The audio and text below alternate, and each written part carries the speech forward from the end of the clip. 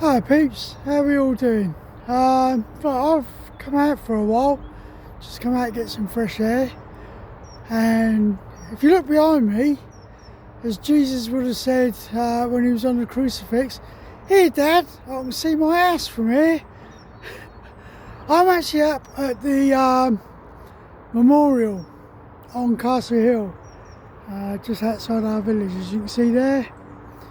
Yeah, this side we commemorate those in the village that died during the First World War. And let me just walk around.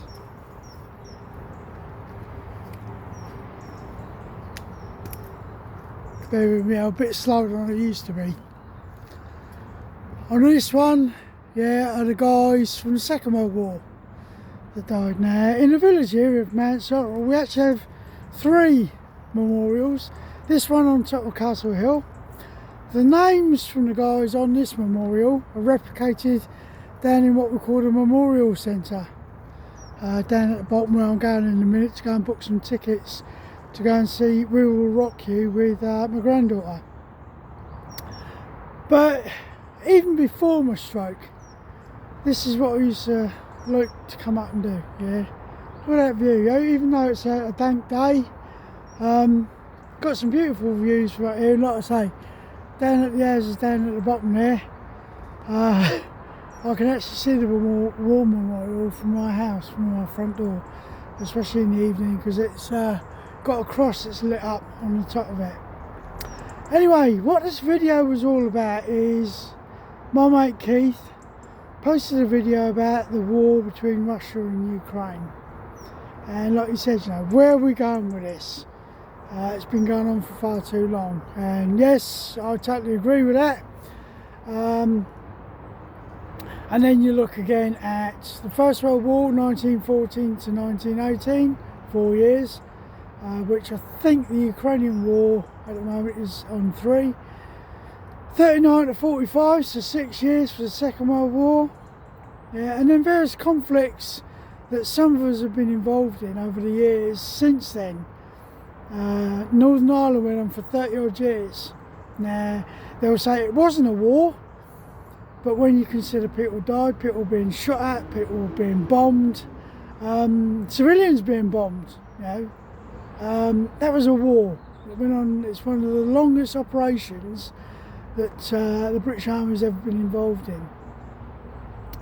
You then look at Afghanistan. If you look at Afghanistan when the Russians invaded back in 1980, that went on for 10 years. Vietnam, yeah, where the Americans went into Vietnam, that went on for God knows how many years. I think it was back close to 12 years. When we got involved in Afghanistan, yeah, now we should have learnt lessons from the fact that at the time Russia was, or the Soviet Union, was one of the biggest armies in the world. And they left there after 10 years with their noses bloodied, yeah, and achieved nothing. Afghanistan, we lost guys in Afghanistan thanks to lying politicians. Yeah, same with the Iraq war, lying politicians. We were told we were going to war because of weapons of mass destruction. I was involved in the First Gulf War. First Gulf War, yes, we were going there to liberate Kuwait. But let's be honest about it, it had nothing to do with liberating Kuwait as far as the politicians and everything were involved. It was all to do with oil. Now, as Keith said, at the moment, you know, there's young men dying both on the Russian side and on the Ukrainian side. And for what? You know, just to take on some more land. You've now got Israel and Palestine going on. Israel, I think mainly that's all to do with the fact of how the Jewish community was persecuted during the Second World War, and they're not going to allow themselves to be treated in that manner again, which understandable in one sense, but again, what they're doing, in my eyes, and this is my opinion, so if anyone wants to pull me up on it, please feel free to do so. What they're doing is persecuting the Palestinians. I've got no time for either side. I've got no allegiance to either side whatsoever. But what they're doing is bombing civilians and everything, out of their homes, hospitals and so on, yeah, and treating those civilian people exactly as the Jewish was treated by the Germans during the Second World War. So what I'm trying to say here is the human race is one of the most evil, and I'll say that again, most evil creatures on this planet. Yeah. Bosnia opened my eyes up to the point where I do suffer with PTSD, not so much now. But whilst we were in Bosnia, we were subjected to seeing people being horrendously sort of ethnic cleansed, as they called it. Yeah. Under the UN, you're stood there with a rifle in your hands and you're watching these people being led off, and you couldn't do a thing about it. Yeah, and that will get inside your head, and did with a lot of us. Yeah. Again, politicians, they were supposed to be there talking about getting peace and everything like that. We were there as a peacekeeping tour. Eventually we moved over to IFOR, that was in my third tour. Yeah, and rules of engagement changed. But what got me most of all was the fact that all these politicians get around the table, yeah, spat a load of crap, yeah, and nothing's achieved. So politicians, diplomats, all these people that are supposed to stop these atrocities, yeah, just talk utter crap at the end of the day. I looked today and I was on the UN peacekeeping tour in Cyprus in 1980.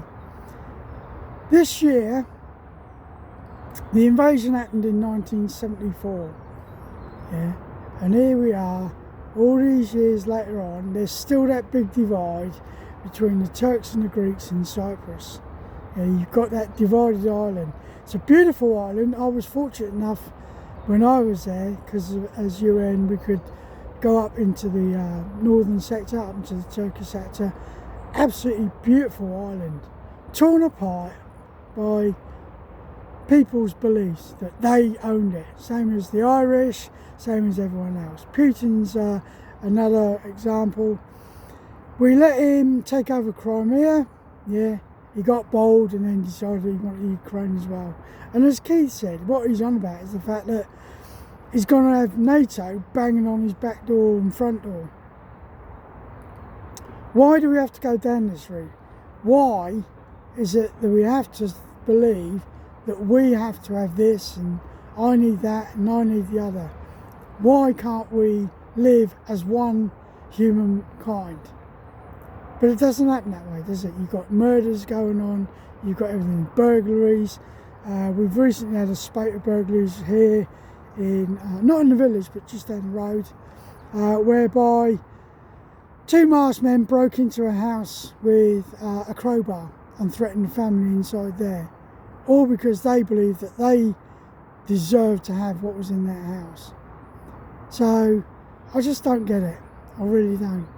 Yes, I was a squatty. Yes, Keith was a squatty. Yes, loads of us on here were squatties. But what we were doing was trying to bring peace to the world. And the more and more I look at it, and especially those that fought in the First and Second World Wars, yeah, what was it all about? I really don't know. Anyway, I've come out, like I said, I just wanted to get out of the house because I've had a therapy session this morning with a psychologist. I have been struggling, mainly because of the fact that I'm now unable to do some of the stuff that I loved doing. Tabbing being one of them, playing my guitar another, and golf. Yeah. But I now realise that I've got to try and break my goals down into smaller steps. Yeah, so my lollipop duties, golf, tabbing. Tabbing is never going to be the same. It's just going to be a plod from now on. But I've got to take it steady and I've got to pace myself. Now, this recovery could take 6 months, could be a year, could be even more. But one thing that I did realise is I've got to take care of myself. My granddaughter Lily came round at the weekend and I want to be there for her. My little granddaughter Mackenzie, who turned a year, I want to be there for her. My grandson, who I haven't seen in, it's got to be close to 19 years, he's going to be 22 this year, I think it is. I want to be there for him if ever he wants to meet up with Grandad again. Now, just to give you the story on that, his mother suddenly decided one day to up sticks, disappear, and we've never known where they lived. Now, we believe he lives in Launceston, down in Cornwall. So, Tony Lee Clark, if you do see this message from your granddad, I've never forgotten you, mate. I love you immensely. And if ever you want to reach out and come and speak to Grandad or phone Grandad, please do so. Yeah, I've never forgotten you, mate. Yeah, what your mum did was her reasoning. And tell your mum, I do know why she left. Yeah, I know the real reason why she left. But no, if ever you want to come and speak to me or talk to me, ring me, whatever, please do so. Anyway, peeps, I'm going to head down to the Memorial Centre, go and order my ticket to go and see We Will Rock You with my granddaughter. Main reason, I've seen the show 3 times when it was in the Dominion Theatre in London. I was there for the opening night for We Will Rock You. My granddaughter loves the music of Queen. She wants to see We Will Rock You, and I'm going to go to the production that's going to be held here in the Memorial Centre in Mount Sorrel. So that was my video for today. I'm going to start getting out a bit more during the day and probably do some more videos around the village and talk about various things. Like Keith said, what we're going to try and do is try and bounce off one another. I did a quick one about Wolfgang and Schnell Imbusses, but there's various other topics that Keith has raised. Yeah, so I'm going back through those. I'm going to see what he said, and then I'm going to put my sort of opinion on it. Yeah, we did a lot during our time. I did 23 years. I believe Keith did about 30. But like I say, we were squaddies. Yes, we've been through a lot, and I just want people to understand what we're about. So thank you once again, and I hope to see you all soon.